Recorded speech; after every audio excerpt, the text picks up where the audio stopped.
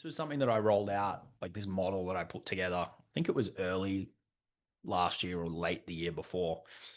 But it's just trying to put into like one graphic, how does this game of, it doesn't matter if it's paid leads, doesn't matter if it's organic leads, doesn't matter if it's partner leads, but how does it really work? And I'm really happy with how it kind of shook out. There's three elements to this. Well, people need to be sold on these top two things in order to move forward. And then the third thing is the timeline that they are moving along themselves. I'll talk through these top three together, and then I want to talk through the bottom one separately. We'll start on the right. This part's pretty easy. What you do is pretty easy. Most people are okay at that. Your experience, the results that you get, your talents, your knowledge, your skills, your intellectual property. That's not hard to do. And if all you did was that part, you'll still make money. If the offer's on point, if all you do is this, you need your offer to be more unique. If all you do is this, you need stronger risk reversals because you're not in any way leaning on more of a personal connection with your prospects. Okay, this part's pretty easy. Simply telling people how you can help them. All right. On the left hand side is I consider this like the context behind what you do. Why do you do what you do? What is it that makes you tick? What is it that drives you?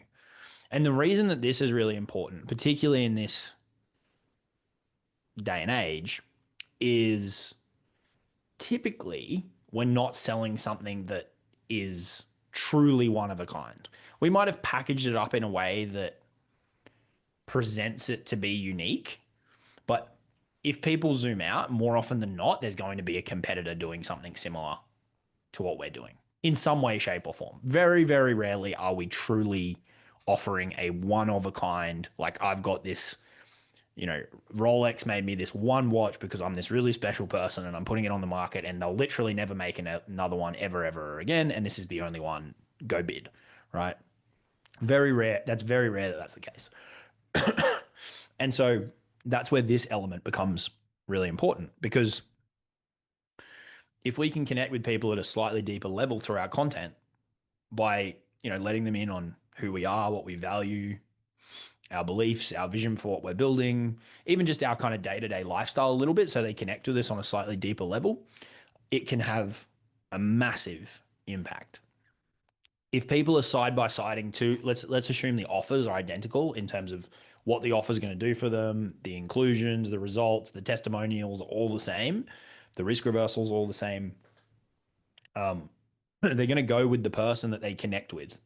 They're going to go with the person that's ticked that left box as well. All right. And where this goes even further is let's run another scenario where you've got two offers side by side. One of them could be twice as expensive. One of them could have no guarantees. But if they really connect with that person, they're probably still going to take that offer. This is where it gets really powerful. And so it's not about just doing that type of content because if you only create content about who you are and your vision and it's all big picture and like lifestyle content and all this kind of shit, you'll get certain people who resonate with you. You'll get some people who want to pay you for proximity, but a lot of them are going to go, I don't really know what you do or how you can help me. And so they're going to bounce. And so this is why we want to ultimately create an intersection of both. We want to make it really clear how we can help them. We want to make it really clear our experience. We want to make it really clear the results we can help them achieve, our models, our frameworks.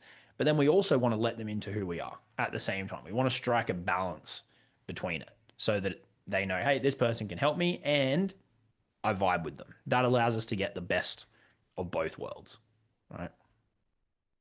Then this third element is one that doesn't get a lot of airtime. And I kind of spoke about it before up here when I was talking about nurturing takes time. And I think this is becoming increasingly important. Like you think back even a couple of years, all the rage was, very direct, kind of hard closing strategies on the phone. This is in the online space anyway. Twist people's arm, don't let them off the call, How kind of aggressive can you be with your objection handling, et cetera, et cetera. And I just don't think it flies as much anymore. And you've also got to decide, do you want to run a business that runs like that? Do you want to play that game? And for most people who are here, the answer is very much not. And so what we need to understand is that just as we are on our own journey, the prospect is on their own journey. And here's the distinction. It's not about getting to buy people sooner, not about getting people to buy sooner than they are ready. It's about us being there when they are ready.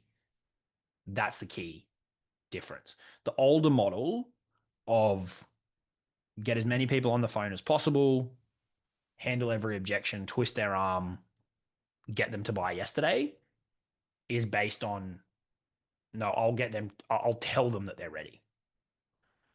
This approach is very much about giving the prospect time and air to step forward when they are ready. And this is why it's a marketing driven model as opposed to a sales driven model. Now, we can obviously do things to stack the deck in our favor in terms of making our offer more compelling, making our content more compelling. We can run campaigns with certain deadlines, be they soft deadlines or hard deadlines. There's lots of different things that we can do to encourage people to move forward, showing them that there's a cost in not moving forward, showing that there's a cost in not changing is the real art and science to it. But we're not playing the game of twisting people's arms to do something before they want to, because what never gets spoken about is how much of a stress this puts on delivery. And for a lot of us, we actually work with our clients. And it's not nice to work with people who have massive buyer's remorse or really didn't want to do it, but they just got, barreled into it in a weak moment on a call. The other thing is if we engineer this ecosystem effect where people can just live and breathe and consume and move around, we're giving ourselves a lot longer tail to convert each lead. What a lot of businesses do is they'll have like a 30-day sales cycle where the lead will come in, they'll put some nurturing in place over, a week, 2 weeks, 3 weeks, 4 weeks, and then if the person doesn't convert in that period of time, they're dead. They never hear from them again. They never see anything ever again. Or let's say they do end up into a sales process, but they don't want to move forward. They might, the salesperson might say things that don't necessarily facilitate the continuation of the relationship. Are you really serious about achieving this result? Blah, blah, blah, blah, blah. Like weird stuff that creates a strange dynamic. And so this gives us a lot more runway with our leads to nurture. And the visual of this is we're moving along, they're moving along. What typically happens that I find is someone leans in, and this might be where they request the offer. Some of them will jump in straight away, but usually in today's market, they'll lean back out for a moment. They could lean out for a day, they could lean out for a week, they could lean out for a month. And then they might do some research. Life gets busy. They got kids, blah, blah, blah, blah, blah. And then if you are consistently there, you're still sending the emails, you're still making the videos, they're still seeing your remarketing ads, then they go, all right, now I'm ready. And you're still there with the same message, the same clarity, the same confidence. That's when they move forward. Right. And we don't need to do any of that bullshit. Okay. So that's what this model's really built on, is about achieving the intersection of these three things: letting people into who we are as a personal brand, letting people into what we do, and then doing that consistently enough such that when their timing lines up, we are there as the best option.